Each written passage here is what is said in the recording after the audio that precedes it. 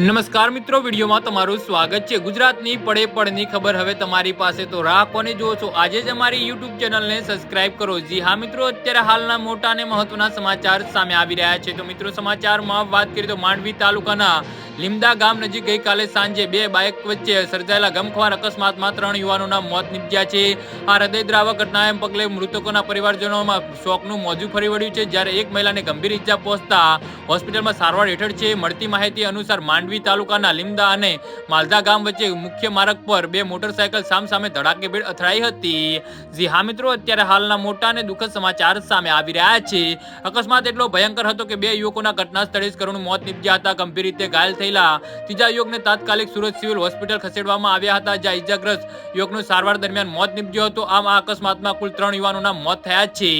જી હા મિત્રો, અત્યારે હાલના મોટા અને દુઃખદ સમાચાર સામે આવી રહ્યા છે, જ્યારે અન્ય એક ઇજાગ્રસ્ત મહિલાને પણ ગંભીર ઇજા પહોંચતા હાલ હોસ્પિટલમાં સારવાર હેઠળ છે। મૃતકોમાં બોરખડી ગામના પાટી ફળિયામાં 15 વર્ષીય હાર્દિક કુમાર હિતેશભાઈ ચૌધરી અને ટીંબા આશ્રમ શાળાનો વિદ્યાર્થી મનીષભાઈ લલ્લુભાઈ ગામતી અને હિતલભાઈનો સમાવેશ થાય છે। જી હા મિત્રો, તો આના વિશે તમારું શું કહેવું છે તો નીચે અમારી કમેન્ટ બોક્સમાં જરૂરથી જણાવજો અને અમારી યુટ્યુબ ચેનલને સબસ્ક્રાઇબ કરવાની ભૂલતા નહીં। વિડીયો પૂરો જોવા બદલ તમારો આભાર।